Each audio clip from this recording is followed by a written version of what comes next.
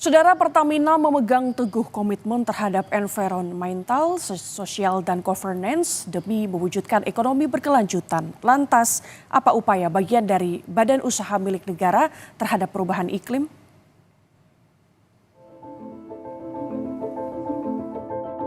Pemerintah Indonesia tengah berupaya mewujudkan pertumbuhan ekonomi hijau yang dapat mengurangi kemiskinan serta memastikan inklusi sosial, kelestarian lingkungan, dan efisiensi sumber daya.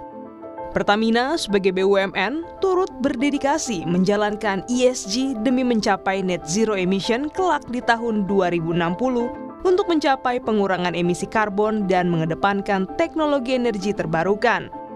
Beragam inovasi dikembangkan dalam dekarbonisasi dari setiap unit perusahaan dari hulu hingga hilir.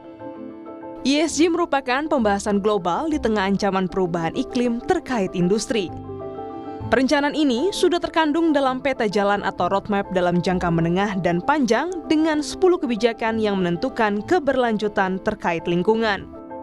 Menangani perubahan iklim, mengurangi jejak lingkungan, melindungi keanekaragaman hayati, peningkatan kesehatan dan keselamatan kerja, pencegahan insiden besar, pemberdayaan karyawan, mendorong inovasi penelitian, memperluas keterlibatan dan dampak komunitas melalui kerjasama, memperkuat keamanan siber, dan juga fokus tata kelola perusahaan. Pertamina dapat meraih pencapaian tertinggi hingga menduduki peringkat pertama di dunia berdasarkan usaha berkelanjutan jangka panjang tanpa merusak lingkungan.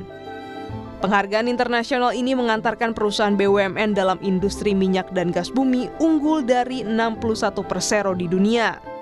Pertamina berinovasi dengan membangun bisnis rendah emisi melalui biofuel dengan pencarian karbon offset. Vice President Corporate Communication Pertamina, Fajar Joko Santoso memaparkan upaya perusahaan berjalan dengan baik. Capture storage, carbon capture, utilization and storage, ya CCS dan CCUS. Nah itu juga itu bisa menurunkan emisi ya, dan tentu CCS, CCUS ini kan masih kita lakukan dalam proses studi ya. Kurang lebih sekarang sudah ada 2 lapangan yang sudah kami operasikan di Sukowati dan juga di Jatibarang. Itu sudah berjalan dan sudah terbukti juga bisa menurunkan emisi. Nah, nanti penerapan teknologi tinggi nyatanya masih menghadapi tantangan, yakni mahalnya nilai jual. Meski demikian, Pertamina terus menjalin dan mengembangkan penelitian dengan pihak asing melalui transfer ilmu pengetahuan dengan pihak otoritas bahkan ekspertis. Fajar menegaskan bahwa Pertamina tetap akan berpegang teguh dengan komitmennya terhadap ESG ke depannya.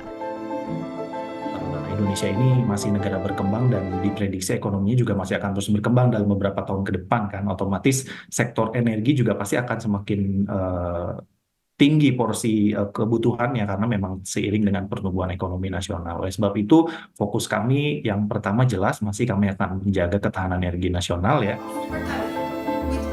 Meski pembiayaan masih sangat mahal dan butuh penyetaran teknologi, Pertamina yakin bahwa regulasi dalam EBT bahkan sumber daya manusia dapat tercapai jika dipersiapkan dengan matang.